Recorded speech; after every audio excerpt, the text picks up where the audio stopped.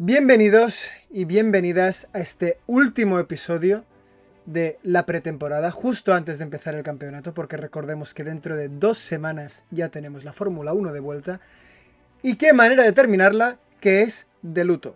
Aunque yo venga de blanco, estamos con todos los sentimientos y demás de negro, porque de Aston Martin tenemos bastante que comentar y la gran mayoría son malas noticias. Aún así, no solamente nos focalizaremos en esto, hablaremos de Mercedes, hablaremos de todos los equipos, problemas de motores, alerones que dan piruetas, en fin, un episodio bastante completito con Guille, como siempre, y esperamos pues que lo disfrutéis. Bienvenidos a Smooth Operators. Bueno, Guille, ¿qué tal? Te veo te veo de mood, ¿eh? Todo de negro, preparado para repartir cizaña. No, hombre, no. A ver, sí que tenemos muchas cosas a comentar, evidentemente, como has dicho, de Aston Martin. Pero creo que mi parte de luto no va tanto en ese sentido, va más en las nuevas novedades o noticias que giran en torno a la nueva normativa, que Sí. se confirma, ¿no? Que un poco lo que está siendo a nivel un poco caótico todo. Ha habido últimas actualizaciones respecto a lo que va a ser esta nueva Fórmula 1 que vamos a comentar, no solo todo el tema de los motores, que hay una actualización importante, sino cambios en procedimientos, cambios en la gestión de energía que se están produciendo y posibles cambios que se van a producir a partir de las primeras carreras. Entonces vamos a tener una Fórmula 1 ciertamente dinámica en cuanto al reglamento, al menos en esta primera mitad de la temporada. Vamos a intentar cubrir un poco estas últimas noticias que han sucedido después de que esta pretemporada concluyera, esta pretemporada con hasta 3 sesiones de test distintas, aunque la primera fuese un shakedown y todo eso, fueron unos test. Y hay bastantes cosas a comentar aparte de todos los equipos y ya podemos tener un poco la idea general, ¿no? De dónde está cada uno y ahora cuando los comentemos pues vamos a intentar hacerlo en el orden que creemos que están los equipos, todo aquí matizando que son unos test y que nunca se sabe realmente qué ritmo tiene cada monoplaza. Pero bueno, sí, como has dicho, muchas cosas a comentar y vamos por faena, que si no se nos va a hacer 2 horas esto. Se nos alarga, exacto. Como ya sabéis, tuvimos a finales de enero la primera tanda de test, este primer shakedown en Barcelona. La semana anterior fue el segundo test en Bahrein y esta semana ha sido el tercero, dando por finalizada la pretemporada de Fórmula 1 y ya preparados para, como he dicho antes, dentro de 2 semanas llegar a Australia con el primer GP de la temporada. ¿Qué es lo que nos ha dejado esta última ronda de test? Pues un total de vueltas, en este caso encabezadas por McLaren, pero aquí lo principalmente a destacar es sobre todo el foco en los grupos de motorizadores, como podemos ver Mercedes, que también pues da apoyo a 4 de los equipos de parrilla, es quien ha realizado más vueltas. Después tenemos el grupo Ferrari, Red Bull, que también en total lleva unas buenas acumuladas, y como vemos aquí al final de toda esta Honda, que es el principal protagonista de toda esta hecatombe que tenemos de Honda. Entonces, tal como ha dicho Guille, antes de saltar a los equipos, nos quedan comentar unas noticias principales que han resonado en los medios de comunicación esta semana, empezando por unas declaraciones de Dominicali, donde básicamente lo que dice es: tranquilos, sí que es cierto que se vienen curvas, pero tranquilos, vamos a ver cómo empieza todo y a partir de aquí vamos a ir iterando, porque obviamente esta Fórmula 1 y por lo menos la imagen que está dejando a todo el mundo, que no, la gente no se piense que es lo que vamos a ver cada fin de semana.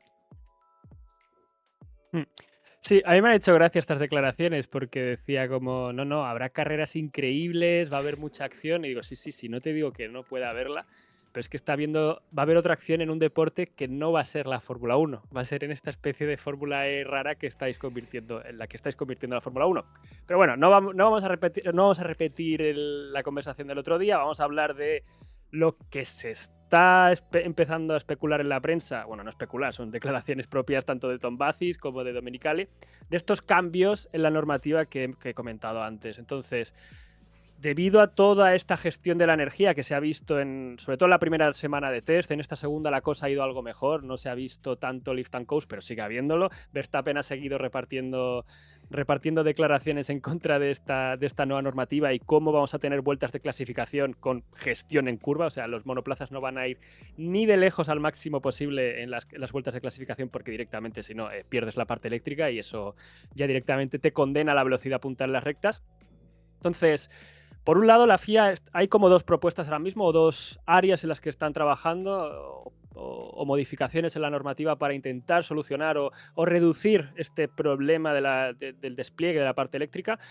La primera propuesta, que se anunció un poco antes de que empezara el martes, creo, antes de empezar esta segunda tanda de test en Bahrein, implica reducir el despliegue de la parte eléctrica a 250 kilovatios. Es decir, en vez de los 350, la FIA se ve que propuso a algunos equipos que probaran tandas durante estos 3 días de test, reduciendo esta potencia de 250 kilovatios y así intentar reducir este lift and coast, esta técnica de conducción que ya comentamos, que se lleva poniendo en práctica muchos años, pero que fue muy, muy, muy clara durante la primera semana de test, en la que los pilotos dejaban correr el coche directamente para ahorrar batería y luego intentar recuperar más esta parte eléctrica, más esta energía eléctrica.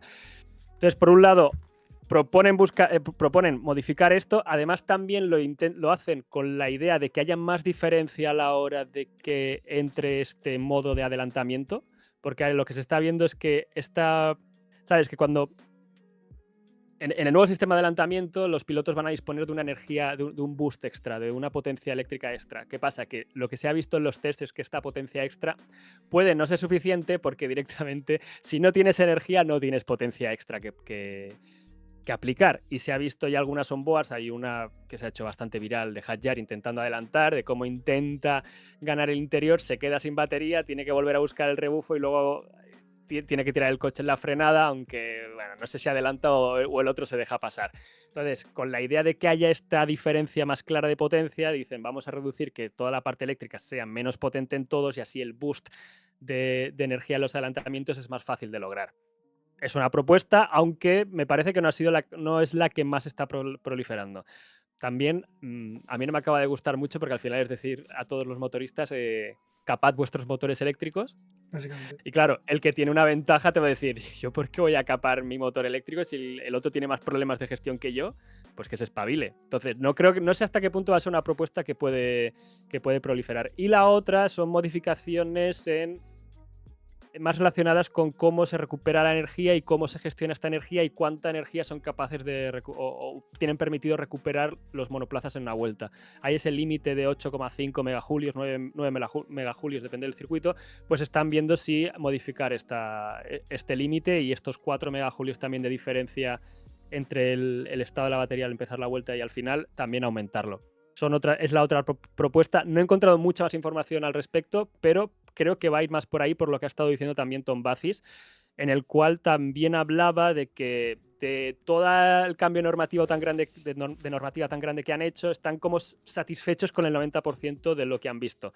Saben que van a tener que reajustar cosas, pero recalcan que desde la FIA, que es lo que he dicho antes, están como muy abiertos a realizar estos ajustes y que no va a ser raro que después de las 2-3 primeras carreras haya algún tipo de modificación, tanto en el despliegue de potencia como en la recuperación de este MGUK, que ahora es la parte principal eléctrica, porque para el que no se haya enterado de la película, el MGUH ya no existe. Es decir, que no va a ser raro que la primera mitad de la temporada veamos cambios significativos.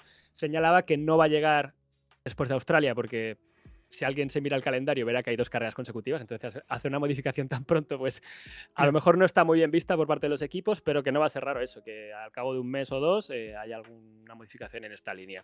Entonces, hay problemas, la FIA pretende reajustarlos, lo que no va a haber un cambio, lo avisamos ya, es de la normativa, y todo apunta que vamos a tener estos 5 años de esta normativa con parte eléctrica al 50% y no hay más. Yeah. Aquí lo que me encuriosece es, en una Fórmula 1 donde estemos tan limitados por la parte eléctrica, ¿vamos a tener una constante lluvia de información de cómo está esa parte durante la carrera o no? Quiero decir, antes antes sí que nos decían más o menos cómo estaba descargada la batería, pero también entendemos que era clave hasta cierto punto. ahora lo es al 100%. Entonces, vamos a ir recibiendo input de cómo está a nivel de carga eléctrica cada coche. No lo sé. Pues es una buena pregunta y creo que sería algo muy interesante para que el aficionado promedio o no promedio se Sí, enterara de cuál es la situación en pista y qué estrategia puede estar llevando cada piloto para no estar tan a ciegas viendo las carreras. Sí que es cierto que en algunos volantes de algunos equipos ya se están viendo modificaciones con lo que se mostraba el año pasado. McLaren, por ejemplo, ha incluido un sistema para indicar si el MGUK está en modo recuperación o está en modo despliegue de potencia. Entonces, si ves el volante del McLaren, sabes si el MGUK está recargando, si está ya. se está dando potencia, y en el resto de equipos sí que se puede ver pues el display de la batería, pero no sé si tendremos un streaming, un seguimiento en directo de cuál es la situación de todo esto. Yo creo que sería interesante y facilitaría uno de los grandes problemas o reduciría uno de los grandes problemas que creo que tiene esta normativa. Aparte de, la normativa es la que es, ¿vale? Pero me refiero a que la gente entienda cómo funciona esta normativa al 100%, porque es complicado de entender. Incluso leyéndote el reglamento, no queda muy claro cuánta potencia pueden recuperar, cuánta potencia pueden Ya. desplegar. O sea, depende de las fuentes de información que vas mirando. Dicen una cosa o dicen otra. Entonces, creo que incluso en los propios medios especializados hay confusión. Ya. Ya. Y si ya sucede en los medios especializados, porque ya me he encontrado que en un medio señalan una cosa que no es correcta si la miras con el reglamento y esa cosa mal dicha se va propagando. Si esto ya sucede en medios especializados, digo, pues evidentemente el aficionado va a ver dos carreras y va a tener un lío en la cabeza de cuánta batería pueden desplegar o cuánta batería pueden recargar, que si megajulios, que si kilovatios. O sea, yo entiendo que la confusión va a estar. Entonces, este tipo de ayudas yo creo que facilitarían este proceso de adaptación a la nueva Fórmula 1, que es lo Bueno, que hay. sí. ¿Y por qué este ahora va más lento? ¿Por qué este ahora va más rápido? ¿Por qué este está desacelerando? ¿O por qué está tirando y el coche no le tira? ¿Es porque le están capando desde el pit lane? Bueno, todo este tipo de cosas, yo lo que sí que espero por lo menos es que den un poco más de visibilidad, ya que han hecho la Fórmula 1 bastante más compleja. Pero bueno, este era un punto. Después tenemos una segunda noticia así que ha ocupado los titulares, que es también todo el tema del cambio de salidas. Recordemos que ya comentamos en su momento que debido a la ausencia del MGUH, lo que podía llegar a pasar en las salidas es que los coches tuviesen que revolucionarse mucho para después poder aprovechar y salir y no pues quedarse en anti-stall o cualquier cosa parecida. Entonces, se ha hecho algo, ¿verdad? Sí, esto fue una cosa que ya comentamos, como una polémica tras la primera semana de los test. Ha habido una modificación del protocolo de salida, de este proceso de salida.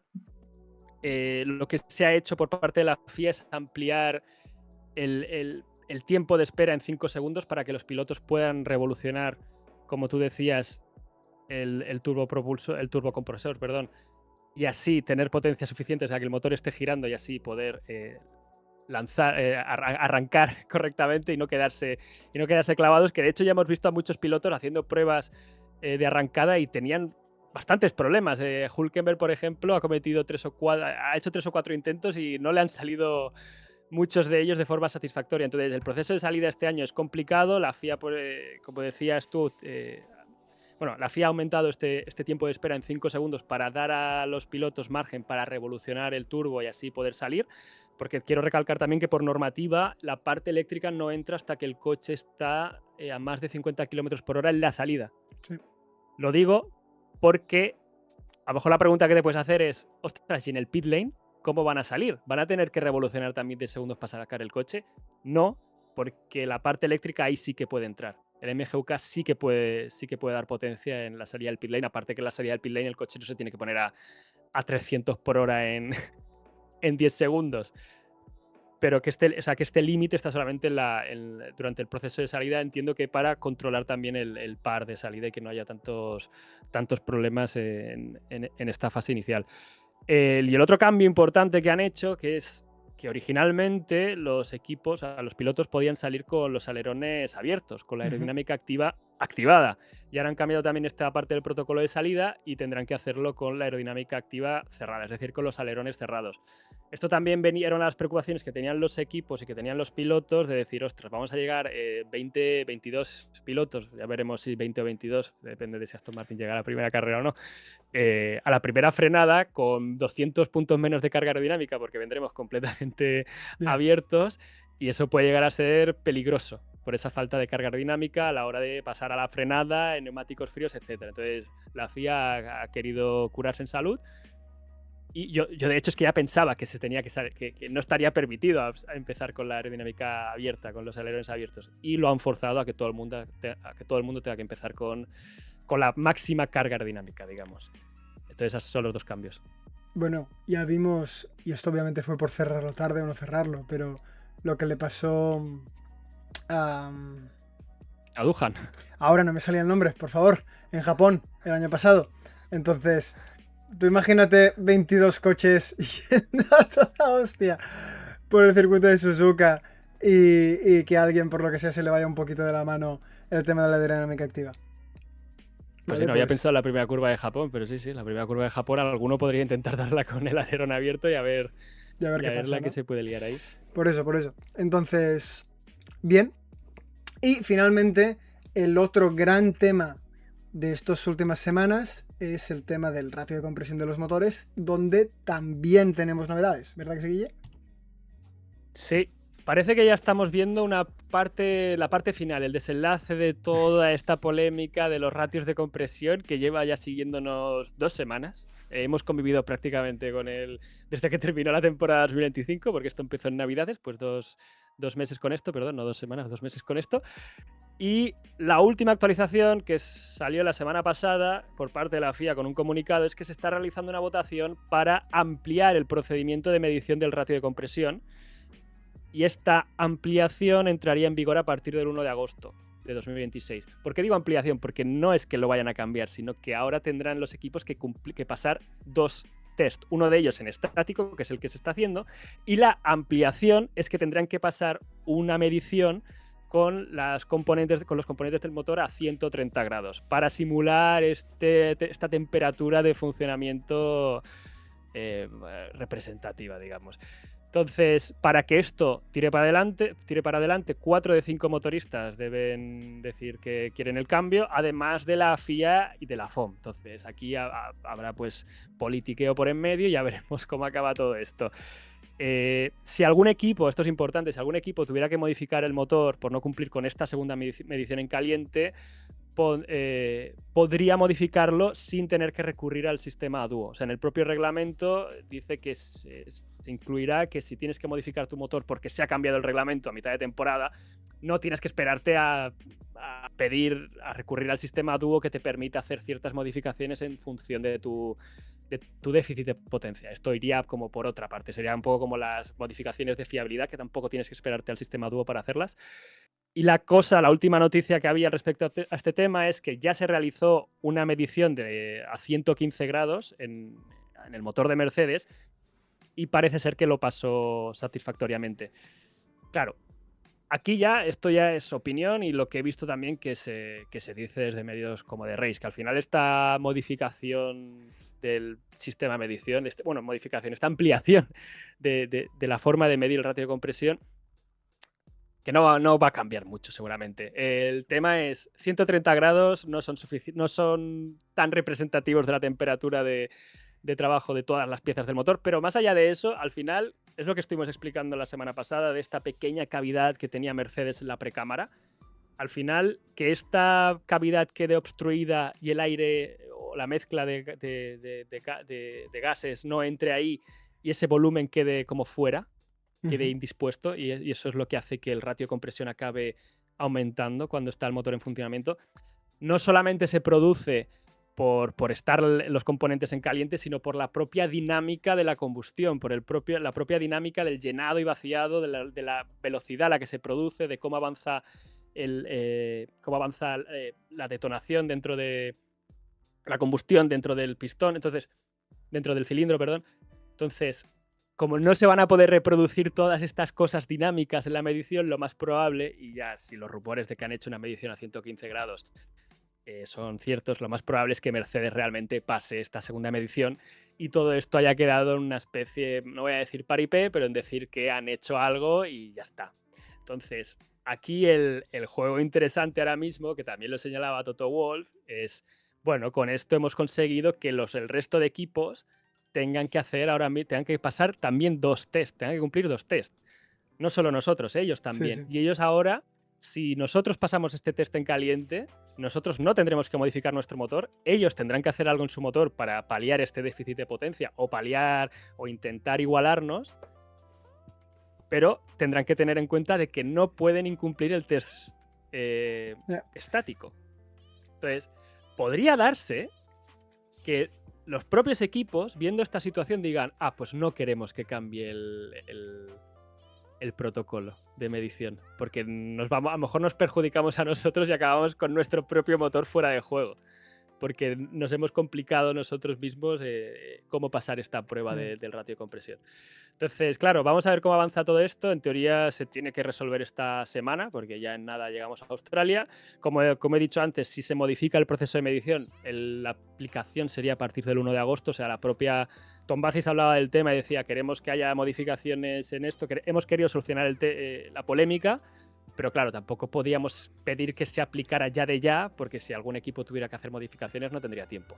La idea sería dar esta media temporada y luego ya veremos cómo avanza todo. Luego no sé si para 2027 tienen algo previsto, algún cambio previsto. Pero bueno, parece que le estamos viendo un poco la parte final a todo el desenlace, a toda esta polémica. Yo creo que al final lo que tendremos es que se va a acabar quedando todo igual. Y no voy a repetirme en todo lo que hemos ido explicando ya los últimos meses de cómo se calcula el ratio de compresión, que es una medida geométrica y todo eso.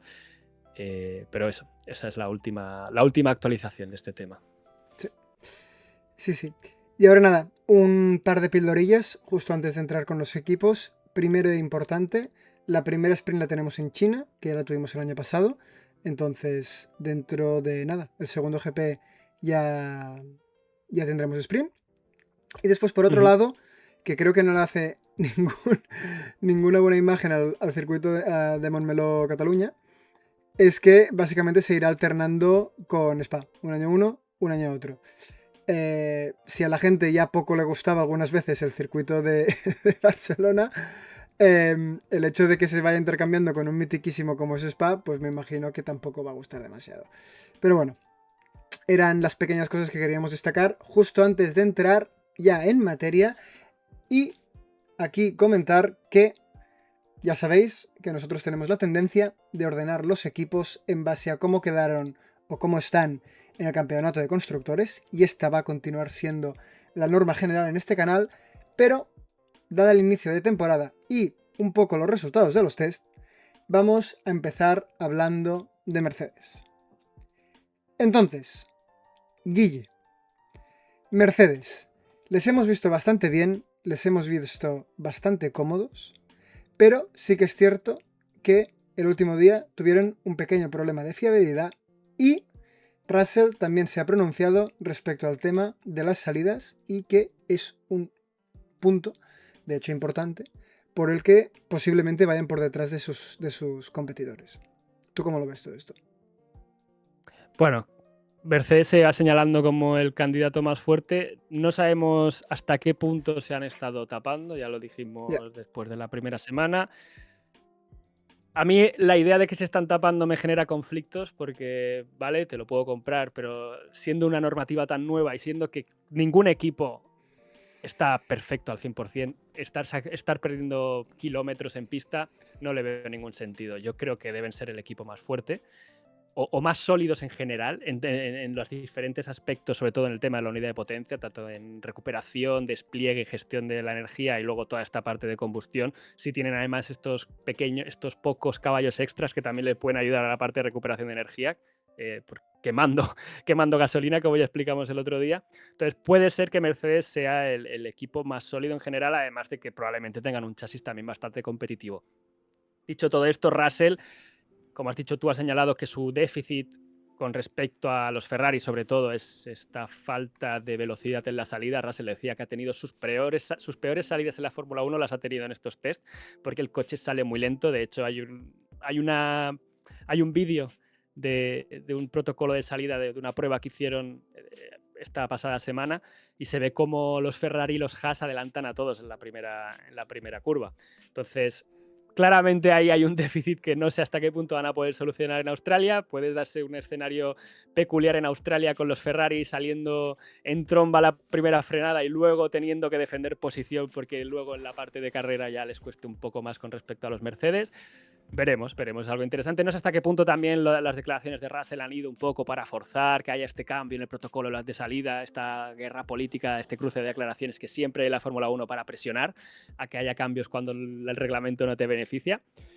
Pero en general yo creo que Mercedes, y es lo que la prensa especializada también señala, Mercedes puede ser el equipo más sólido, pero teniendo en cuenta también lo que has dicho tú, de que no están perfectos, de que han tenido problemas también de fiabilidad, no han podido rodar todo lo que querían, a pesar de que han hecho muchísimas vueltas, y en la parte de motor evidentemente también tienen esta pequeña ventaja, vamos a decirlo, de que suministran a otros equipos y al final pues las vueltas que dan los otros equipos también les dan información de valor a ellos. Además, a nivel especificaciones, esto es importante también del motor, Mercedes no está obligado a dar la última especificación a nivel de software al resto de equipos. Hasta el 1 de marzo ellos podían darle una versión antigua a nivel del software del motor y Mercedes podía tener la última. Entonces, esa ventaja de conocer un poco más su unidad de potencia que el resto siempre la van a tener, y en estos test se dice que la han explotado un poco más. El otro tema así controversial o controvertido o polémico de Mercedes, que puede ir un poco también incluido en esta polémica de los motores, del ratio de compresión, etcétera, es que se informaba de que el combustible Petronas, este ecocombustible que está desarrollando Petronas para las unidades de potencia de Mercedes, no estaría homologado todavía. Toto Wolff habló un poco del tema también, diciendo de que no paran de inventarse noticias sobre ellos y que bueno, que qué más podía filtrarse sobre él. No voy a poner el ejemplo que dijo, pero esto ya no sabemos si es porque han tenido algún tipo de problema o porque estaban esperando a que se resolviera todo el tema del ratio de compresión, porque no sé si recuerdas que se llegó a especular que tal vez una solución para reducir esta ventaja que tenía Mercedes era que modificaran su combustible y tuvieran un combustible con menor poder calorífico. Ahora que parece que todo el tema del ratio de compresión se está cerrando, la modificación de este combustible no va a ser así. Mercedes va a poder montar un combustible que se adecue perfectamente a este ratio de compresión superior a 1,16 supuestamente, que no sabemos tampoco exactamente cuánto es. Entonces, vamos a ver si en los próximos días pues ya ha podido homologar o realmente había algo por detrás. Pero yo creo que lo de la homologación del combustible va un poco más a esta espera de ver si tenían que modificar algo o no.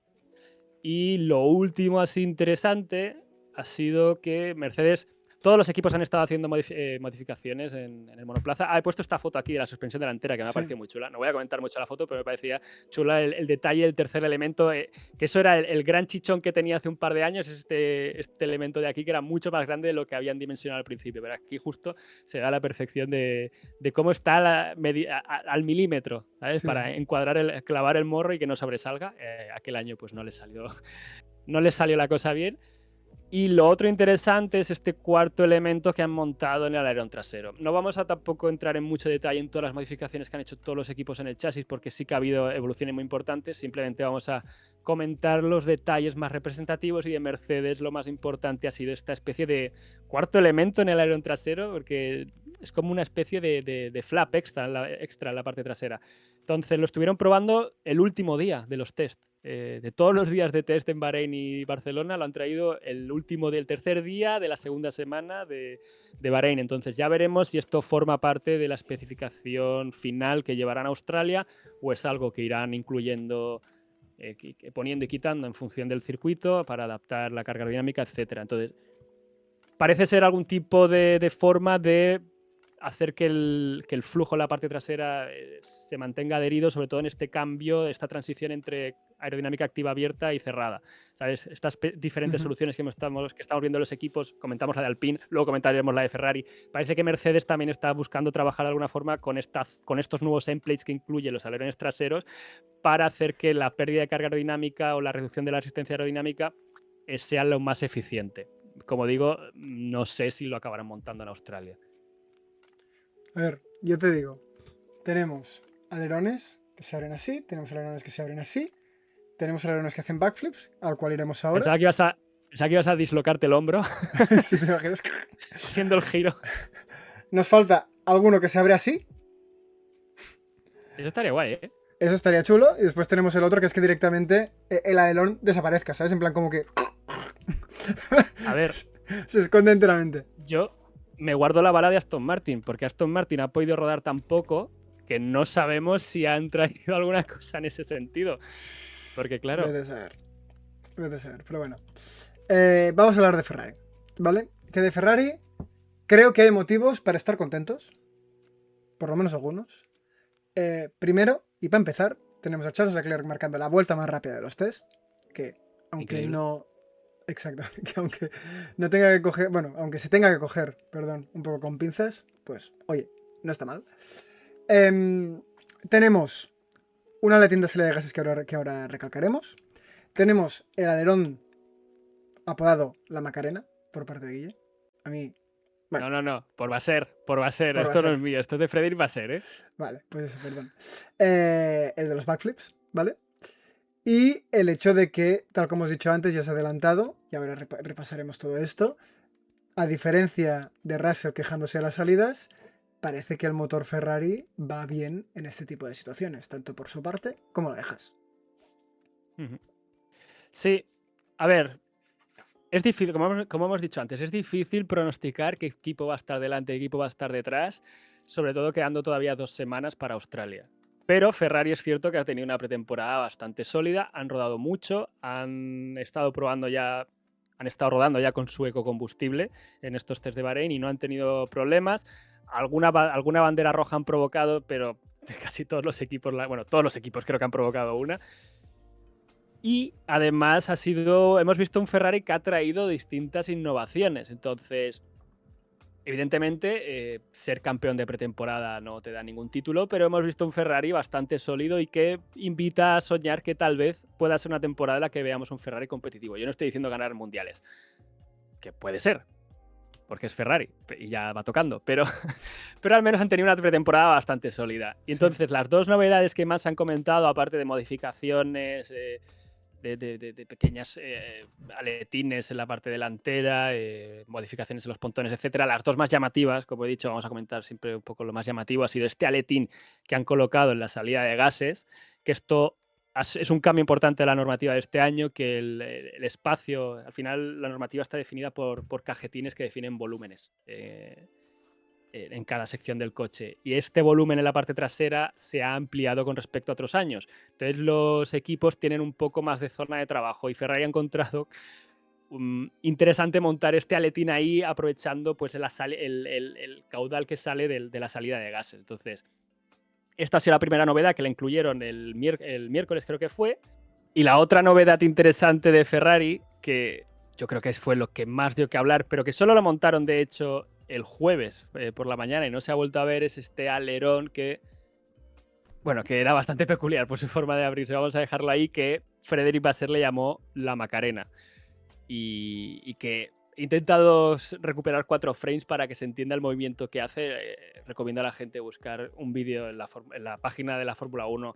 Lo han subido porque es algo que llamó muchísimo la atención de cómo realiza un giro de hasta 180 grados para situar el logo de IBM que está en la parte de atrás, a ponerlo boca arriba. Entonces, es una propuesta bastante interesante, como digo, dio mucho que hablar, que presenta o puede presentar ciertas ventajas, que claro, esto al final es especulación, nunca sabemos realmente qué le encuentra o qué busca Ferrari con esto, pero si te vas a la foto siguiente, he recuperado una foto de Albert Fabrea que se ve claramente el alerón trasero, y se ve un poco mejor todo. Pero bueno, en definitiva, los puntos así interesantes que puede tener esta solución que propone Ferrari de este giro completo del alerón, los vamos a ir comentando. El primero de ellos es que al final pues quitas el actuador de la parte central, el resto de equipos llevan este actuador hidráulico, que es el que mueve la aerodinámica activa, lo llevan en la parte de en medio. En este caso Ferrari lo está situando en los laterales, en los endplates. Entonces, en este sentido, como que limpias el paso del flujo aerodinámico ahí y el alerón puede ser más eficiente a la hora de generar carga aerodinámica, reduce la resistencia básicamente del alerón trasero. Entonces, también si te fijas, al hacer que el alerón se abra así, también aumentas la separación entre el plano principal y los flaps, que de hecho Tom Bazis de la FIA ha hablado del tema y ha dicho que este año, si te fijas en el reglamento, han quitado la apertura máxima de separación que tiene que haber entre el plano principal y los flaps, precisamente con la idea de que los equipos buscaran formas de maximizar la apertura de los alerones a la hora de activar esta aerodinámica activa. Y además es interesante porque, claro, estás girando el perfil aerodinámico. Esto, Jordi, tú te acordarás que es algo que nosotros hicimos. Sí, y funcionó. No por las mismas razones, pero al final lo que están haciendo es poner el borde de salida del perfil aerodinámico en la parte delantera y el borde de ataque en la parte trasera. Entonces, podrían al final estar reduciendo la resistencia aerodinámica porque el borde de salida es más fino que el borde de entrada en el perfil aerodinámico, y además incluso se especula de que pueden estar generando algo de sustentación, es decir, en vez de carga aerodinámica hacia abajo, de un empuje hacia arriba, una fuerza resultante hacia arriba, y que esto además levantara un poco la parte trasera, ayudando también a reducir la resistencia al avance, la resistencia aerodinámica, y ganar así también en velocidad punta, mejorando como la eficiencia global de todo el sistema. Y el último punto interesante es, si te fijas en el frame 3, en esta transición entre abierto-cerrado y cerrado-abierto, en la frenada, bueno, y en la frenada no, en la propia apertura, pero a la hora de cerrarlo, que el alerón vuelve a su posición, en el frame 3, si te fijas, hay un momento en el que los flaps están en posición totalmente perpendicular a la dirección de avance. Entonces está haciendo como una especie de paracaídas durante poco, porque al final estamos hablando de un movimiento que no puede durar por normativa más de 400 milisegundos. Es un movimiento bastante rápido, pero aquí estamos hablando siempre de milésimas, de milímetros y de militodo y de nano. Entonces, que haya estos milisegundos donde de nano hablaremos luego, pero que haya estos pequeños milisegundos en los que el alerón trasero puede actuar como una especie de paracaídas, digamos, a la hora de frenar, paracaídas aerodinámico a la hora de frenar, pues puede ser algo interesante porque te ayuda en la frenada, aunque también te cambia el reparto de frenada. Entonces, puede ser algo interesante en ese sentido, pero no sabemos también si le han encontrado desventajas en esta dirección, en tal vez problemas en la estabilidad de la frenada en la parte trasera, y también el alerón puede que se vuelva más sensible a las ráfagas de viento en la frenada, porque si al final tienes este muro provocando durante un segundo, durante milésimas de segundo, que te hace un aumento de la resistencia al avance momentáneo, pues no sabemos hasta qué punto puede complicar la fase de la frenada más. Entonces, como he dicho antes, Ferrari solo lo probó el jueves por la mañana, llamó la atención de todo el mundo. James Bowles ha hablado de esto también, diciendo que es interesante, que lo van a evaluar, pero luego Ferrari no lo ha vuelto a montar, y durante los long runs que hizo el viernes Leclerc no llevaba este tipo de activación, llevaba la otra. Entonces, no sabemos si simplemente es una actualización que van a probar, que llevarán en Australia la versión definitiva del SF26, y simplemente la han querido probar el jueves para sacar los datos en pista que necesitan, hacer el comparativo y ya está, y reservárselo, y que el resto de equipos no lo vean más en funcionamiento, aunque una vez ya lo has visto una vez tampoco, ya está, ya lo has puesto sobre la mesa al resto, o simplemente pues han hecho esta comparación y han visto que no era una solución interesante porque puede que les dé más problemas que beneficios, o que les complique la fase de frenada más, porque además la fase de frenada, ya lo hemos dicho más de una vez, que ahora el MGUK es más importante y que el piloto tiene menos sensibilidad en la parte trasera, y claro, al final te estás cambiando el reparto de frenada, o sea,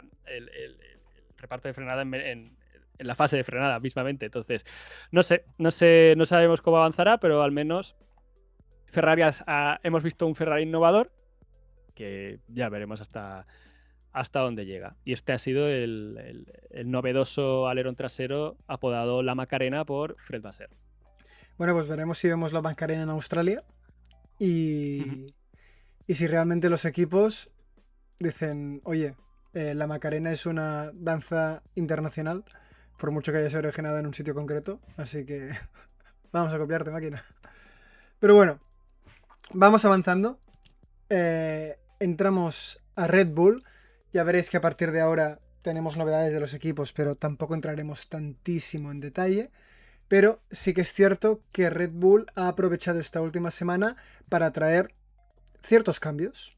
Sobre todo, pues, tanto en los bargeboards, aletín del halo, pontones nuevos. Quiero decir, han habido bastantes cosas Ujú. para acabar de comprobar que todo funcionase bien justo antes de Australia, que eso ya es lo que nos imaginábamos y es también lo que hizo Ferrari con su alerón trasero. Sí, el RB20, por fin hemos visto una versión ya más avanzada de este RB22 y creo que ya se va a parecer mucho al coche que veremos en Australia. Puesto aquí la comparativa entre el Shakedown de Barcelona y esta segunda semana de test en Bahrein, lo que comentabas tú, han incorporado salidas de aire al lado la zona de tapa motor, un pequeño aletín en el halo, también han modificado la estructura que une el alerón trasero con el chasis, han incorporado unos pequeños aletines en la parte trasera, pero lo más llamativo también es el corte en los pontones.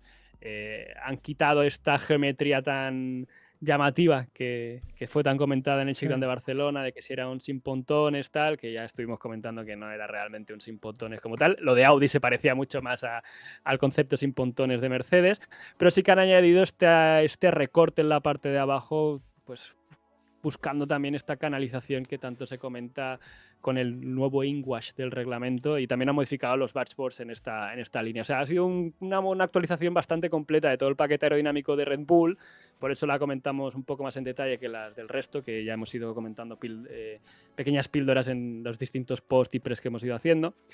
Pero sobre todo de Red Bull yo creo que hay que quedarse con las buenas sensaciones del equipo en general. Antes hemos situado a Ferrari como segunda fuerza. Es cierto que Ferrari tenía esa ventaja, o parece que tiene esta ventaja en la salida, en la cual parece que se comen a todos en los primeros metros y pueden llegar a la primera frenada dominando la carrera, pero es cierto que Ferrari, por ejemplo, se señala que tal vez tienen un déficit de potencia y que tengan que acogerse al sistema dúo a partir de la séptima carrera. Red Bull, por su parte, parece que está teniendo un motor bastante completo y bastante bueno en toda la parte de gestión de energía, en la parte eléctrica. Es lo que se reportaba desde la primera semana en Bahrein, y esta segunda semana en Bahrein han seguido la misma línea. Entonces, situar a Ferrari por delante, a Red Bull, es arriesgado, porque Yeah. porque uno u otro puede tener puntos fuertes en distintas fases del fin de semana, en clasificación o en distintas fases de la propia carrera, y ya veremos exactamente dónde están. Pero en líneas generales yo creo que Red Bull es una de las sorpresas de esta pretemporada, porque no sé si te acuerdas que en 2025 se señalaba que iban a estar muy descolgados, que estaban teniendo Sí. muchos problemas, y al final lo que se está viendo es que el motor es fiable, han podido rodar un montón, tanto ellos como Racing Bulls han acumulado bastantes kilómetros y están siendo bastante competitivos. Hubo, yo creo, declaraciones más a nivel político de todo este tema del ratio de compresión de Toto Wolff señalando que que Red Bull iba a ser el equipo a batir. Yo creo que no, yo creo que están por detrás y mi cámara se ha vuelto a desenfocar, pero no pasa nada, yo sigo adelante. Pero sin embargo, yo creo que, como he dicho antes, para mí es una de las sorpresas y creo que van a estar en este grupo de delante, no sé si segunda, tercera o cuarta fuerza. Y esto termino diciendo lo que dije el otro día. Creo que sigue siendo mérito de la gestión de Horner, que tendrá sus más y sus menos como gestor, pero al final estos son los resultados de ese Red Bull que quiso diseñar él con Red Bull Powertrains, etcétera, etcétera, etcétera. Y esto creo que son los frutos de eso todavía. Sí, sí. No, aún estamos en los fundamentos de lo que fue este nuevo proyecto y obviamente no tiene que ser atribuido a Loren Mekies, que seguro que ha hecho cosas, pero quien ha iniciado todo esto ha sido Horner, porque como ya sabemos, la construcción de un coche, y encima cuando hay nueva regulación de por medio, empieza muchísimo antes que la segunda mitad de la temporada anterior. Pero bueno, hemos repasado estos tres equipos y aquí ahora la gran pregunta será: ¿volverán a ser estos los únicos tres equipos que van a estar luchando por la victoria? ¿O vamos a tener un McLaren que realmente dará con la tecla correcta y podrá estar a la altura de todos estos? Porque ellos mismos se ven como cuartos de este grupito, ¿no? Sí, son declaraciones de Andrea Stella, y las de Piastri y Norris a lo largo de estas semanas han ido un poco en la misma dirección. Andrea Stella se ponía un poco más a la par con Red Bull, no se creen que van a estar de tú a tú con Red Bull, pero sí que señalan que tanto Mercedes como Ferrari van a ser la fuerza a batir. Entonces, es lo que dices tú. ¿Estarán en este grupo de cuatro? Si ellos se señalan que sí, que están entre este grupo de cuatro, en este grupo de cuatro, perdón. Han podido rodar bastante en esta segunda semana de nuevo, han sido de los que más kilómetros han acumulado. No sé si te acuerdas que después del Shakedown de Barcelona se señalaba que iban a estar muy mal, que tenían muchos problemas. Ya dijimos que era muy pronto para empezar a decir eso y que los tests precisamente estaban para encontrar problemas y McLaren los ha ido solucionando poco a poco. El que no está sabiendo solucionar el problema del enfoque de la cámara soy yo. Y ese creo que va para largo en este vídeo. Pero eso, en definitiva, yo les he puesto como cuarta fuerza, aunque como he dicho antes, no sé hasta qué punto tener el motor Mercedes, pese a que son clientes, y ya he dicho antes que Mercedes siempre va a tener esa pequeña ventaja de tener las últimas actualizaciones a nivel software o conocer más la línea de diseño de su propio motor, evidentemente antes que McLaren. No sé hasta qué punto el motor Mercedes les puede ayudar a estar más cerca, pero de momento les coloco como cuarta fuerza, pero tercera fuerza con Red Bull. Bueno, veremos qué termina siendo. No sé si estás a disgusto. No. A ver, si te soy muy franco, y ya lo veremos después en las predicciones que hagamos, yo sé que lo de McLaren... Es decir, no me daba la suficiente confianza como para ser algo a partir del cual ya de por sí se quedasen como uno de los mejores equipos de todos. Yo creo que sencillamente fueron muy capaces de encontrar las piezas y las estratagemas correctas para situarse donde se situaron estos últimos 2 años. Y creo que también es uno de los motivos principales por los cuales el año pasado dijeron: a tomar por allí el coche de 2026, vamos a ir a por todas, a por el Mundial de 2025. Porque lo tenemos casi asegurado, y el de constructores sí, pero el de pilotos casi se les escapa. Veremos qué es lo que termina sucediendo el año que viene. No me parecería nada raro, ni me sería tampoco decepcionante ver que el piloto que lleva el número 1 quedase quinto o sexto en este mundial. Pero bueno, oye, ya sabemos que Norris, en el momento en el que no se está jugando nada y lucha por segundas posiciones, se convierte en Ayrton Senna. Entonces vamos a ver si esto continúa así y podemos volver a ver ese Norris que vimos en algunas ocasiones, no el año pasado, sino incluso hace 2 o 3. Pero bueno, que lo dicho, va a ser lo que vaya a ser. Bueno, vamos a avanzar. Obviamente aquí entramos en terreno exageradamente pantanoso, porque es muy difícil predecir cómo van a ir los equipos. Sí que es cierto que hay ciertas cosas que son relativamente estables, como el hecho de que Cadillac no va a estar para competir en la zona media, y por lo menos por ahora parece que Aston Martin tampoco. Pero aquí ya llegaremos.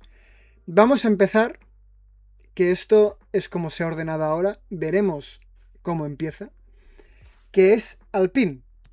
Un Alpine que recordemos que se ha tomado la oportunidad de presentar un modelo de abrir el alerón trasero distinto, lo cual ya quiere decir de que, oye, voy suficientemente sobrado para innovar, o esto es a lo mejor el mensaje que quieren dar. Y ya no solamente eso, sino que Alpine, aunque sí que es cierto que ha recortado mucho y ha tenido muchísimos problemas, viene con motor Mercedes, que es un dolor de cabeza menos que tener. ¿Cómo los ves tú, Guille? Bueno, como les veo yo, como les ve la prensa en general, y cómo se ven ellos mismos por propias declaraciones que ha hecho el equipo. Han salido bastante satisfechos. Hay unas declaraciones también de Colapinto hablando de lo que ha sido estos test de pretemporada y están muy satisfechos con el monoplaza que tienen. Evidentemente no se señalan como para estar luchando con estos 4 de arriba en principio, pero sí que son unos fuertes candidatos a liderar la zona media y los hemos marcado aquí como los primeros porque yo creo que marca la diferencia que tienen este motor Mercedes aquí en una maniobra de Briatore el año pasado, cerrando toda esta línea de Renault, que yo también creo que fue un poco diciendo, ¡buah! En menuda nos vamos a meter. Quita, que aquí no estamos aquí para hacer el motor, vamos a pillarnos el motor Mercedes y vamos a intentar ser competitivos. Y ya veremos si los rumores esos de futura venta del equipo son ciertos y todos estos cambios han ido más en esa línea, hacer que Alpine sea un proyecto más atractivo o más resultadista. Y a corto plazo vemos un cambio de manos, digamos. Pero en definitiva, Alpine muy sólidos durante todos estos test, han rodado han cumplido con todo el programa que tenían que cumplir a nivel de vueltas, lo han señalado ellos mismos. Y sobre todo, tanto Colapinto como Gasly señalaban como este A526 como un monoplaza con bastante buena maniobrabilidad, bastante fácil, más fácil que controlar de lo que fue el año pasado el coche de Alpine, que no sé si te acuerdas que tenían un montón de problemas en paso por curva, pero sobre todo señalan que sufren algo más en curvas lentas. Esto no sé si tendrá alguna relación también con el motor, porque ya estamos viendo que este año pues todo este tema de los motores, cajas de cambios a bajas revoluciones está siendo un poco quebradero de cabeza y Mercedes no es tan competitivo como lo es, por ejemplo, el motor motor de Red Bull, el Red Bull Powertrains. Entonces, no sé si van en esa línea o es un tema más aerodinámico del propio monoplaza, pero en definitiva les marcamos aquí como potenciales líderes de la zona media junto al equipo que viene a continuación. Efectivamente. Haas, que en este caso obviamente también es por mérito propio, pero aquí hay una carta que juega muchísimo a su favor, que es el que parece ahora, no tiene por qué ser el mejor motor, pero que por lo menos tiene ciertos aspectos que sí que le posiciona ahí arriba, que es el motor Ferrari con el que corre. Entonces Haas también le vemos fuerte, por declaraciones también de los propios pilotos y demás, ¿no? Ocon está bastante optimista, sobre todo con esta última semana de test. Decía que habían solucionado bastantes de los problemas que habían ido encontrando la primera semana, sobre todo un aumento en la carga aerodinámica en la parte delantera, porque el Haas estaba mostrando un coche con mucho subviraje. Al encontrar esta carga aerodinámica en la parte delante, el coche entra mejor en curva y se ha vuelto más cómodo de conducir y más ágil de conducir. Esto también lo señalaba Ocon, pero lo que señalaba también en general de los monoplazas, sí, no solamente el Haas, sino que estos coches son más ágiles, evidentemente son más ligeros, son más estrechos, pues ese cambio se esperaba. Pero es lo que señalabas tú, sobre todo. Creo que una de las sorpresas de esta pretemporada está siendo el motor Ferrari, lo fiable que está siendo. No sabemos hasta qué punto también han estado exprimiendo un poco más para intentar tener unas mejores sensaciones de pretemporada de cara a la galería, que eso también se rumoreaba de Ferrari, que tal vez había estado buscando más el límite que el resto y que luego en Australia veremos otra fotografía. Puede ser, no, tampoco sería raro que Ferrari hubiese hecho esto, pero sí que es cierto que a Haas también se les ha visto muy sólidos y se les ha visto muy fuertes también en el tema de la salida. Entonces, repito de nuevo lo del vídeo ese del ensayo de salida que hicieron el jueves, creo que fue, de cómo tanto Ferrari como Haas adelantan a todos en los primeros metros, porque el arranque del motor Ferrari parece estar por delante del resto. Entonces, no descarto ver una salida en Australia con los Haas ganando alguna posición. Fíjate que Australia, Albert Park no es precisamente un circuito con una parrilla muy ancha, y la primera curva no es precisamente muy ancha. De hecho, 3 coches en paralelo ya vimos en 2023 que se puede complicar bastante. Entonces, ya veremos en la salida de Albert Park, pero de momento Haas, buenas sensaciones. Y realmente les pondría a la par con Alpine. Como siempre, es lo que estamos diciendo, test de pretemporada no sabemos realmente dónde están cada uno, pero las sensaciones son estas, para estar liderando o compitiendo por liderar la zona media. Sí. Después, creo que, no sé si más o menos a la par, pero podemos estar bastante convencidos de que los siguientes equipos van a ser Racing Bulls y probablemente también, por lo que hemos visto, Audi, cosa que me hace muy contento porque ya dije yo que pasaba a ser también un supporter de Audi, lo cual implica criticarlos, básicamente, que es lo que hago con McLaren. Pero antes vamos a hablar de Racing Bulls. Vamos a hablar de Racing Bulls, que también han traído novedades, aparte de que han hecho muchísimas vueltas, ¿no? Sí, lo que decíamos también del Red Bull Powertrain, este primer motor de Red Bull, que había sido bastante fiable, una de las sorpresas también. Red Bull en general, pero el motor especialmente ha sido una de las sorpresas junto al motor Ferrari, de lo fiable que ha sido y de las vueltas que han podido rodar ambos equipos. Evidentemente todos han tenido problemas, lo llevo diciendo desde Mercedes, ningún equipo está al 100%, todos van encontrando problemas y es normal que los encuentres y debes encontrarlos, porque si no, para eso están los test. Pero Racing Bulls parece que va a estar un poco más rezagado que el resto, que estos dos, que Haas y Alpine, aunque no tan descolgados como para estar fuera de la lucha por liderar esta zona media. Creo que va a ser un poco tema de un circuito, uno va a estar más adelante, otro circuito va a estar más atrás. Entonces, de Racing Bull, simplemente comentar una de las actualizaciones relevantes en el alerón delantero que llaman bastante la atención. Racing Bulls junto a Audi es uno de los equipos que monta la activación del alerón delantero en el alerón, no debajo del morro.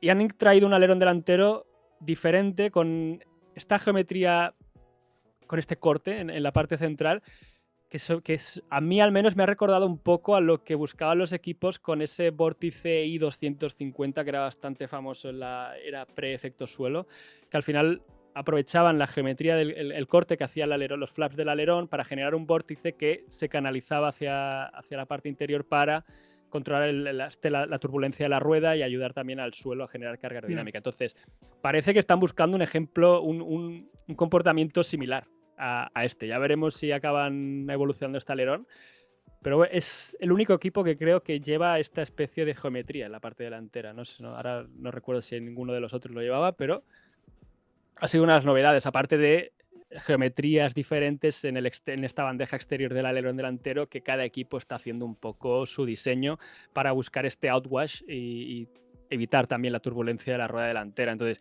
ya dijimos que iba a ser unas áreas de trabajo y aquí simplemente la hemos rescatado con Racing Bulls, pero la podríamos ir comentando cómo cada equipo ha ido modificando estos flaps de una forma u de otra. Entonces, Racing Bulls, en resumen, parece que van a ser competitivos en esta zona media. Se les señala un poco por detrás de Alpine y Haas, pero yo creo que hay que ser un poco cautos como son test de pretemporada. Entonces, zona media, podríamos llamarle. Me parece correcto. Media.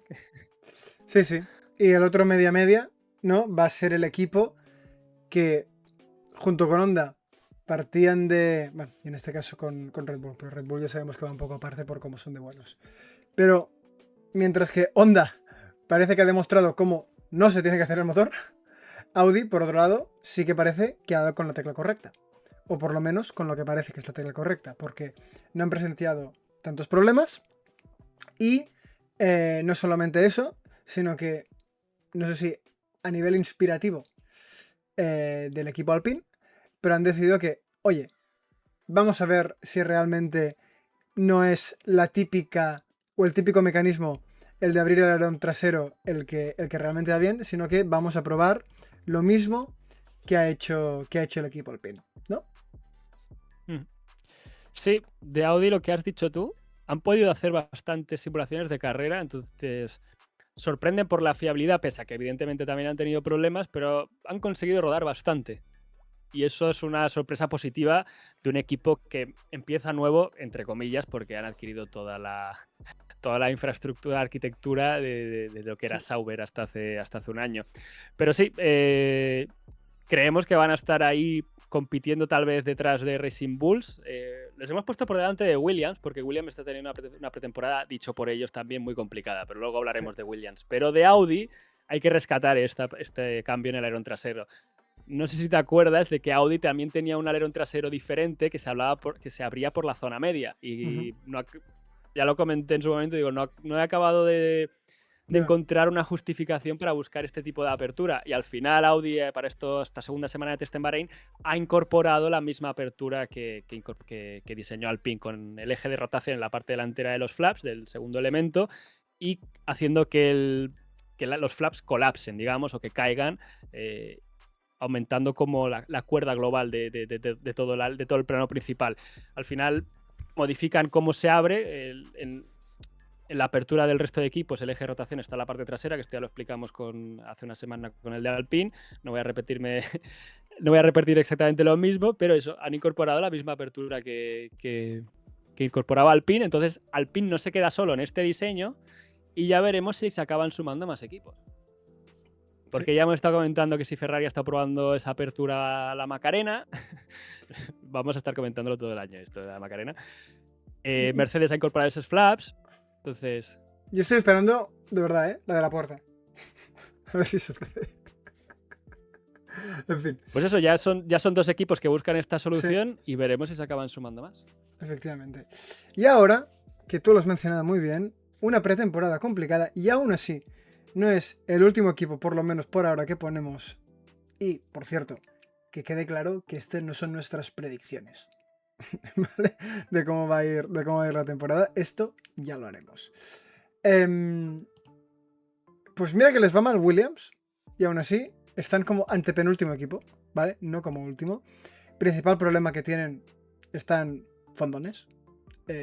Navidad les ha pasado factura. y aún no han perdido los kilos. Y esto lo digo básicamente porque es uno de los equipos quien muy claramente ha dicho y ha hecho el statement de que tienen sobrepeso.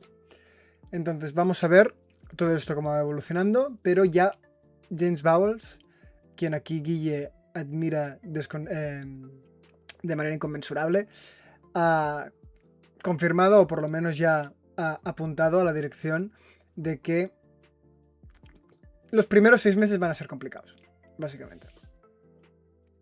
Sí, es cierto que el equipo Williams ha rodado mucho, ha sido de los equipos que más ha rodado también, intentando compensar no haber podido, no haber llegado al Shakedown de Barcelona, que al final pues fue algo relevante, ¿no? En este cambio de normativa, perderte una primera semana de test. Son muchos kilómetros que pierdes con tus rivales. Han estado, como he dicho, rodando mucho y de hecho Sainz lo comentaba en las declaraciones de la buena suerte es que han tenido fiabilidad, buena suerte, que al final tienen la unidad de potencia de Mercedes, pero han podido rodar mucho y eso les ha permitido encontrar los problemas que tienen a nivel de chasis. La parte negativa es que, negativa o positiva, es que han encontrado muchos problemas en muchas áreas y tienen mucho trabajo por delante. Ya estuvimos comentando después de la primera semana que era uno de los equipos que parecía que más sufrían a la hora de transicionar entre aerodinámica activa, abierta y cerrada, de que se les veía que tocaban el suelo en las frenadas al pasar al hacer este cambio en la carga aerodinámica que tiene el monoplaza, aparte de verse un coche un poco tosco al moverse, no precisamente los más ágiles. Me parece que les cuesta entrar en curva, etcétera. Más los problemas que tienen todos los equipos a nivel de gestión de energía. Entonces, ellos mismos se sitúan como un equipo que está en dificultades y, como has dicho tú, James Bowles señalaba 6 meses para recuperar el terreno perdido. Digo, claro, el resto también avanzan. Y empezar 6 meses por detrás te complica un poco luchar por tu objetivo o lo que se suponía que iba a ser tu objetivo el año pasado, que era intentar luchar por podios esta temporada. Entonces, Williams yo creo que sí, a 6 meses puede recuperar el terreno, pero puede recuperar el terreno para ser un coche de zona media. Yeah. Más allá de que es cierto que si la unidad de potencia de Mercedes es competitiva, pues un dolor de cabeza menos, como decíamos antes con Alpine. Pero ahora mismo, por lo que se ha visto en pretemporada, las sensaciones que han transmitido ellos, creemos que están para ser noveno equipo. Tampoco creo que muy descolgados de Audi. Yo creo que van a estar muy parejos, pero no están para liderar la zona media de momento. No como el año pasado, que la gente no me creyó. Pero bueno, vamos a avanzar ahora y por fin llegamos... No, que es broma, aún no. Estamos peor de lo que pensábamos incluso. Vamos a hablar primero de Cadillac, ¿vale? Qué duro. Sí. Vamos a hablar primero de Cadillac, quien parecía y se vaticinaba que iba a ser el peor equipo y por ahora no lo parece, ¿vale? Tampoco vamos a decir que estén bien, pero tampoco era el plan. El plan era estar allí y parece que por lo menos pueden llegar a estar allí. Entonces, Guille, ¿cómo has visto a Cadillac? ¿Lo vamos a ver muy por detrás? ¿Lo vamos a ver detrás pero siguiendo los equipos? ¿Cómo crees que va a estar Australia? Bueno, Cadillac, de los equipos de los que se puede sacar algún tipo de conclusión en el rendimiento, creo que es un poco la lectura, porque Aston Martin no es que estén mejor o peor, es que no se sabe dónde están, porque ese coche no ha corrido prácticamente más de 30 vueltas seguidas. Entonces, Cadillac se apunta como el coche tal vez con peor rendimiento en pista, que ya era esperable. Al final es un proyecto que nace de cero, que tiene que construirse toda la infraestructura de cero como equipo, no solo a nivel infraestructura física, sino la propia gestión del equipo tiene que empezar desde cero. Por suerte se han quitado el problema de tener que diseñar su unidad de potencia, aunque anunciaron hace un par de semanas que su plan de incorporar su unidad de potencia en 2029 seguía en pie. Ya veremos cuando avancen los años, a lo mejor digan, uy, quita, que esto es una liada.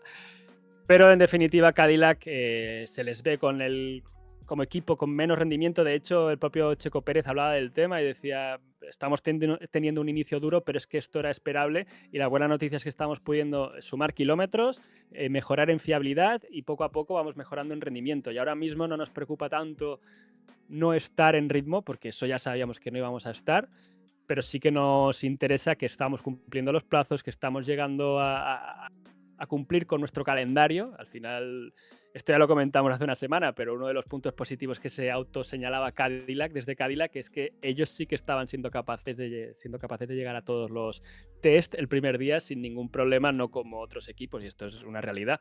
Y van cumpliendo estos plazos y de momento pues todo va en más o menos el camino que es esperable. Como he dicho, es evidente que a nivel de van a sufrir por falta de ritmo y están ahí. La conversación que tal vez tendremos en Australia es si esta regla del 107% será aplicada en esta primera clasificación en el Gran Premio de Australia. Pero claro, hasta hace 2 semanas se situaba en esa conversación, en la mesa de esa conversación, al equipo Cadillac únicamente. Creo que después de esta segunda semana, desgraciadamente, al otro equipo que tal vez hay que meter en esta conversación es a Aston Martin. Efectivamente. Y con esto te doy paso para que realmente entres en detalle de lo que ha sido, yo creo, una de las peores semanas de toda la escudería desde su nacimiento. Bueno, yo quería empezar agradeciendo a Honda por hacerme sentir joven otra vez, porque he viajado 11 años en el tiempo atrás y vuelvo a tener 20 años y estoy viendo un McLaren Honda como un proyecto, como el gran proyecto, y estoy viviendo otra vez la pretemporada de 2015 y 2017, que fueron un poco las dos bastante dramáticas. Resumimos un poco lo que ha sido esta semana de Aston Martin, porque tampoco hay muchas vueltas que comentar. Lo más llamativo fue lo que sucedió el jueves, ¿no? Después de esta simulación de carrera que estuvo haciendo Fernando Alonso, a la que llegó hasta la vuelta 26, un momento en el que el monoplaza, podéis ver el vídeo que está en Twitter, es bastante fácil de, bueno, Twitter en X, perdón, es bastante fácil de encontrar, de cómo llega un momento en el que la MR26 le dice a Alonso basta, hace un ruido bastante agresivo, además se escucha al motor revolucionarse por encima de las 13.000 revoluciones, el coche se para y de hecho se activa el protocolo en el cual Alonso tiene que bajarse de un salto tocando con los 2 pies el suelo, los mecánicos tienen que venir con guantes porque el coche está cargando eléctricamente. Los monoplazas de Fórmula 1 llevan una luz que indica cuándo pueden tocar el coche sin que sea peligroso, sin que haya una descarga. En este caso no estaba activada, es decir, había algún tipo de problema eléctrico y tuvieron que seguir este protocolo. Si te fijas, los ingenieros están llevando guantes aislantes y todo. Entonces, ¿qué sucedió a continuación? Que el día siguiente, claro, se especuló mucho si había sido un problema de la caja de cambios, que luego entraremos en este tema, si había sido un problema de la unidad de potencia, si había sido un problema de transmisión. Evidentemente, especulaciones varias. Y llegamos al viernes por la mañana y este comunicado de Honda en el cual señalan que el problema del abandono fue algo que se identificó un problema relacionado con las baterías y que de cara al último día, pues que ellos habían estado haciendo distintas simulaciones desde su sede en Sakura, pero que como iban muy limitados con los recambios y con los componentes de recambio para la unidad de potencia, que iban a rodar muy poco ese día, porque ellos también tienen un límite presupuestario que no deben sobrepasar y que iban a centrarse más en traer una actualización del nuevo motor. Y ese último viernes, pues prácticamente de rodar muy poco. Y el equipo Aston Martin rodó únicamente 6 vueltas. Entonces, siendo así en conclusión, el equipo que menos ha rodado durante toda esta pretemporada, durante las 3 semanas de pretemporada, con bastante diferencia. Y además, si esto le sumas que son el único equipo que lleva una unidad de potencia Honda, pues el motor Honda ha sido el que menos recopilación de datos ha tenido. Luego vamos a entrar más en detalle en esto. Pero por resumir un poco la situación general de Aston Martin, ahora mismo hay muchos frentes abiertos. Algunos probablemente ni siquiera estén identificados públicamente porque, como he dicho, no han rodado lo suficiente como para identificar problemas. Lo que decía antes Carlos Sainz de Williams, de decir, mira, hemos podido rodar mucho y hemos encontrado problemas en las distintas áreas y al menos los podemos identificar y trabajar en ellos. Aston Martin ahora mismo no está rodando prácticamente como para saber si tienen problemas en una dirección o en otra para intentar solucionarlo. O sea, una vez el coche empiece a rodar, empezarán a tener pretemporada. Pero ya veremos si ese momento llegan a Australia o no. Como decía, hay como 2 frentes abiertos principalmente. Uno va relacionado con los problemas de la caja de cambios que ya estuvimos comentando después de la primera semana, que hubo una actualización en la cual se citaba que esta modificación de la caja de cambios podría tardar hasta 6 meses en llegar. Pero al final modificar la caja de cambios no es algo que se haga en 3 tardes, digamos. y que iba a ser algo que iba a llevar un proceso bastante largo. Además, este año ya hemos estado hablando de toda la complejidad de la relación de marchas y lo importante que va a ser a la hora de trabajar la regeneración de energía, de cómo Red Bull Powertrains, por ejemplo, estaba siendo capaz de hacer trabajar al motor con una marcha menos en ciertas curvas y esto les ayudaba a generar más energía eléctrica. O sea, este año las cajas de cambio son un componente, ya de normal son muy importante, pero que tienen como ese extra. Pues Aston Martin aquí tiene un déficit que no va a poder Ya. solucionar en principio, se señala, al menos en unas cuantas carreras, dejémoslo ahí. Pero el otro tema importante, evidentemente, es el tema de las deficiencias que se están encontrando con el motor Honda, que no sabemos también hasta qué punto están relacionadas con la propia caja de cambios. Al final, ¿qué está pasando dentro de Aston Martin? Es difícil de saber. Y hay muchas noticias que son difíciles de contrastar si es verdad o es mentira, porque cada uno está intentando tirar la suya. Pero el tema de Honda, sobre todo esto lo señalaba Lobato, que ha estado ahí en los test de pretemporada en Bahrein y se nota la diferencia cuando están en presencial en el circuito y cuando están comentando desde una pantalla, Ya. sea todo dicho.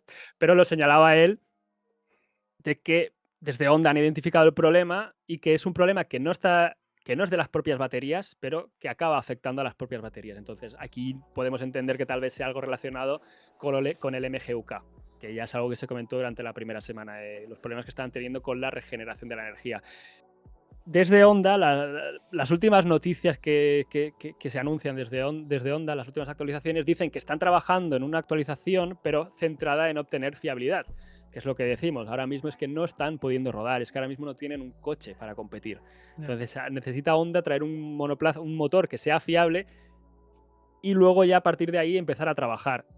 La idea es en principio que llegue para Australia, aunque en este caso, si no llega para Australia, como es una actualización de fiabilidad, sí que podrían traerla más adelante. No hace falta recurrir al sistema A-Duo. El sistema A-Duo en el cual puedes actualizar el motor son actualizaciones de rendimiento. Ya. Que es lo de que te comparan con el motor más potente y a partir de la séptima carrera tú puedes traer una actualización de rendimiento. Si estás un 2% por detrás, si estás un 4%, puedes llegar a hacer hasta 2 actualizaciones de rendimiento. Entonces, eso es lo que se señala, de que la idea es traer esta actualización de fiabilidad de cara a Australia. Yo aquí quiero hacer un pequeño inciso, un pequeño recordatorio de que hace un mes, más o menos, Honda y Aston Martin hizo una gran presentación del motor Honda.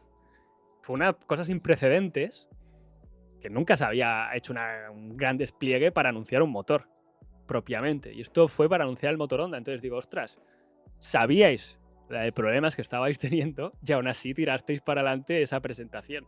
Digo, wow, viéndolo ahora con perspectiva es un poco duro de pensar. Claro, también a los problemas del MGUK, esto puede ir relacionado también con todos los problemas de frenada que le estamos viendo al monoplaza. Estamos viendo a un Stroll, a un Fernando Alonso bloqueando constantemente y que le cuesta mucho parar el coche. Claro, como el MGUK participa tan activamente en la frenada, como ya hemos comentado varias veces, pues si tienes problemas en el MGUK, tienes problemas en la frenada por extensión. Entonces, aquí ya empieza lo que no me está molando. Bueno, nada de esto que he dicho me está molando, evidentemente, pero la especie de guerra interna que se está mascando o que está intentando transmitir desde la prensa, no, porque nunca sabemos realmente lo que está sucediendo internamente. Pero por un lado tienes a Newey señalando que el chasis está bien, aunque, como he dicho antes, una vez empiecen a rodar ya veremos si tienen problemas de refrigeración con este diseño tan compacto que están teniendo.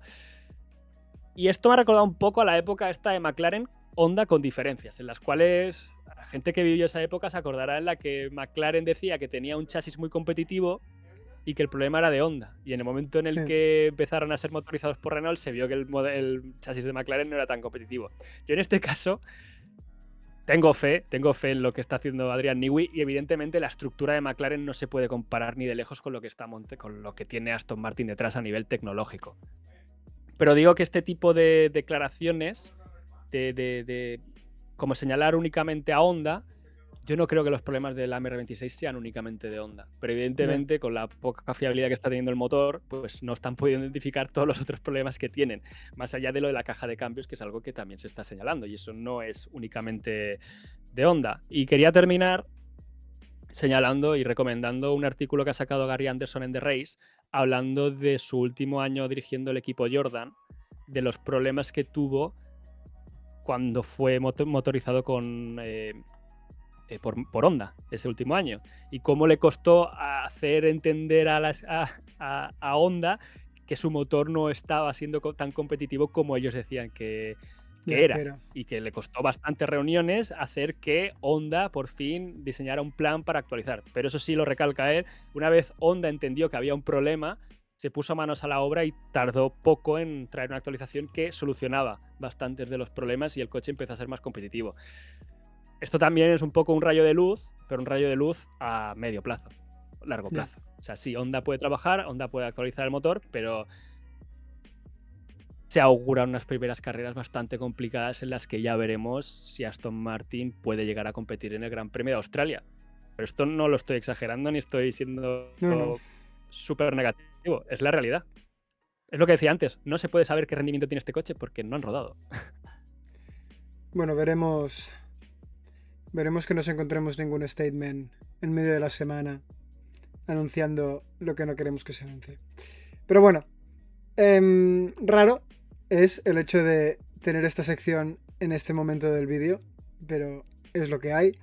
Aston Martin está como está, muy tristemente para todo el mundo y sobre todo para Fernando Alonso, quien seguramente está en su casa diciendo no me lo puedo creer, menudo puto chiste.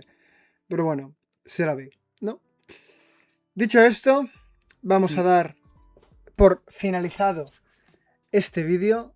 Se termina ya la pretemporada y dentro de nada empieza por fin el Mundial. Un Mundial que seguramente dará muchísimo de qué hablar por todo el tema de la normativa, por ver qué equipo ha adivinado mejor o menos todas y cada una de las normas que ahora mismo hay en juego y qué es lo que nos deparará esta temporada, que sin duda alguna estamos todos la mar de curiosos para ver lo que se viene. Guille, ¿alguna cosa más antes de cerrar? Sí. Aston Martin ha puesto en venta el safety car. Es verdad. ¿Ah, sí? De la última carrera de 2021 en Abu Dhabi. Wow. Vale unos 700.000 euros. ¿Hacemos colecta? 700.000 euros. Os pasamos el link de nuestro Patreon. Nada. Y a partir de ahora los vídeos con el safety car que decidió Mundial de fondo. Sería de increíble. Fondo. Bueno, si alguien tiene 700.000 euros, que sepa que puede comprar ese coche. Fácil. O sea, quería terminar con eso. Con esto, exacto, con esto terminamos. Muchísimas gracias como siempre y nos vemos en el siguiente vídeo. Chao, chao.